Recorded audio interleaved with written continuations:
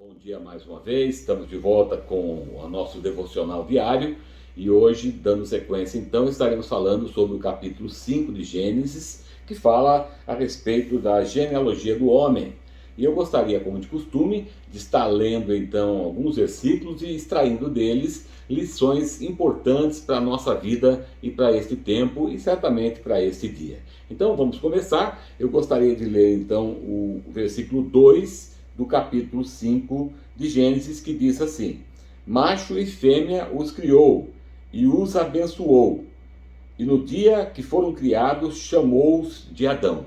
Até aí por enquanto. Como nós podemos ver, Deus criou o sexo masculino, ou o homem, e o sexo feminino, a mulher. Tudo que tem sido inventado, tudo que tem sido feito aí, além dessas duas coisas, a Bíblia diz que certamente não tem a bênção de Deus, porque Deus não abençoou outro gênero. Na verdade, você não vê nenhum outro gênero além desses dois, né? O gênero masculino e o gênero feminino, ou ainda o sexo masculino e o sexo feminino.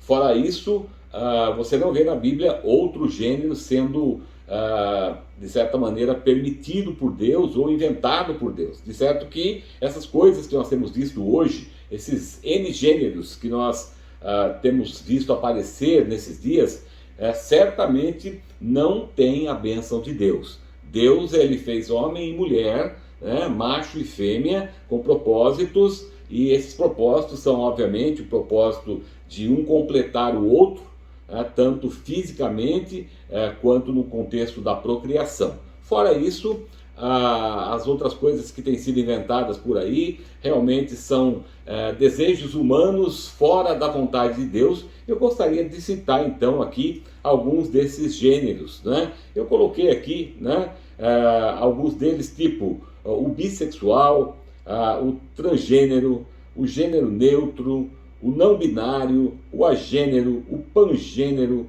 o queer, two spirit, terceiro gênero e o contexto homossexual, obviamente. Não é? Então, esses são gêneros que foram inventados recentemente, né, onde hoje em dia as pessoas têm tomado para si essas coisas com várias desculpas, com várias colocações que, quando você vai à luz da palavra de Deus, você percebe que tudo isso não tem nada a ver com Deus. Então nós precisamos entender hoje que temos que ficar com a palavra de Deus e não com essas coisas que têm sido colocadas nesses dias.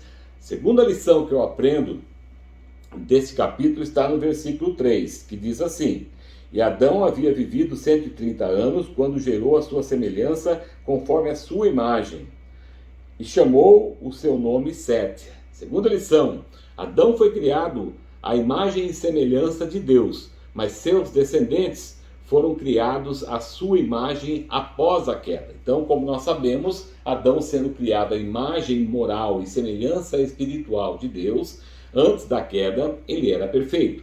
Todavia, ele pecou. E então, no momento que ele pecou, ele deixou de ser perfeito e trouxe para si as consequências daquele pecado e com certeza, não é? E posteriormente, todo o seu descendente, toda a descendência de Adão vem segundo ele, ou seja, segundo a sua imagem, segundo a sua semelhança, mas agora não mais uma imagem perfeita, e sim uma imagem distorcida, uma imagem que foi prejudicada por causa do pecado de Adão. Então, a segunda lição que nós aprendemos aqui é que nós, descendência de Adão, e todos nós somos, nossa raiz vem dele, todos nós trouxemos e passamos para os nossos filhos essa semente que Adão gerou e passou para os seus filhos, e nós então passamos para o nosso. Isso se chama pecado, na sua forma mais simples. O pecado, ele vem vindo de geração em geração. Nós vamos explicar algumas coisas mais para frente, teremos um estudo a respeito desse assunto para esclarecermos alguns pontos importantes, mas hoje eu quero dizer para você que dentro de um contexto bíblico, todos nós somos pecadores, todos nós necessitamos de um Salvador, e o seu nome é Jesus Cristo. Fora dele não há possibilidade de nós sairmos dessa sequência que nos foi colocada através da desobediência de Adão.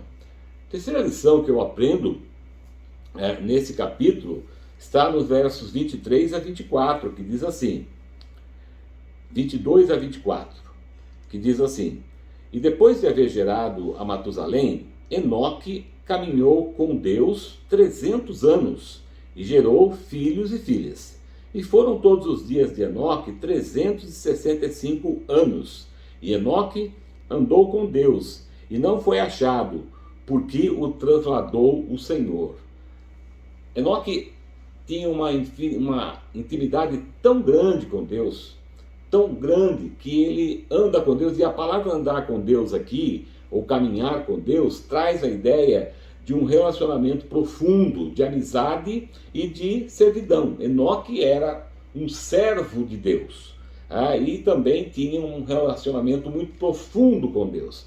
Isso nos leva realmente a pensar no tipo de relacionamento que nós temos tido com Deus, porque Enoque aqui tinha um relacionamento tão profundo que Deus disse: não, ele não vai ficar mais nessa terra, eu vou tomá-lo para mim.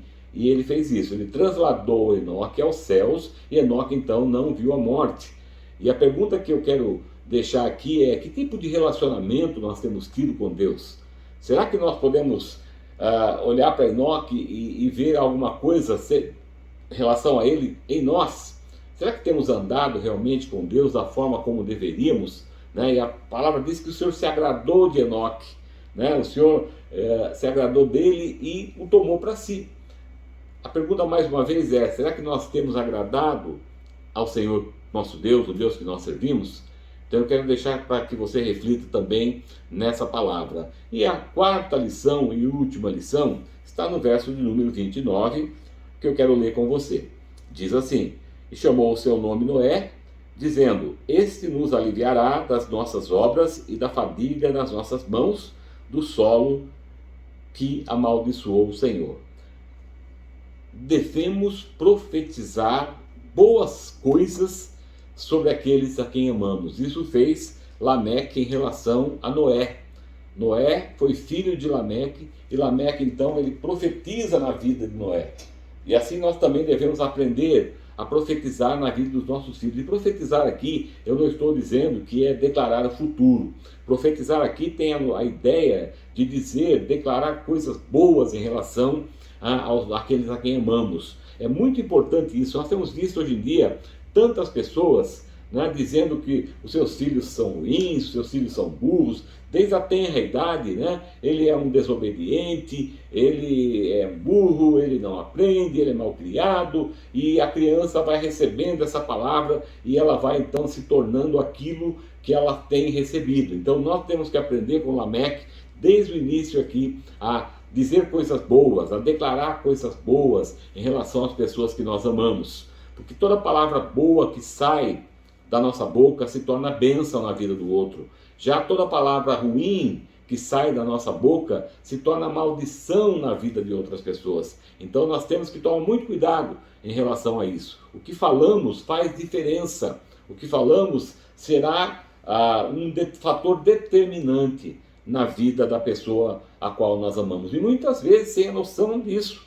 Muitas vezes falávamos ou falamos coisas que não deveríamos falar, porque não temos a noção de que palavras são sementes, e quando elas são lançadas, ou elas gerarão árvores boas que darão bons frutos, ou elas gerarão árvores más que darão maus frutos. Então, essas são as lições que nós podemos tirar desse capítulo 5 de Gênesis. Eu espero que você esteja gostando desses estudos, dessa pequena devocional. Eu espero que você reflita nelas. E eu gostaria também, antes de nós estarmos encerrando, de pedir a você mais uma vez, se inscreva no nosso canal, clique no sininho, dê um like. Isso vai ajudar muito a gente a estarmos crescendo com o canal, onde mais gente poderá assistir e ser abençoado também.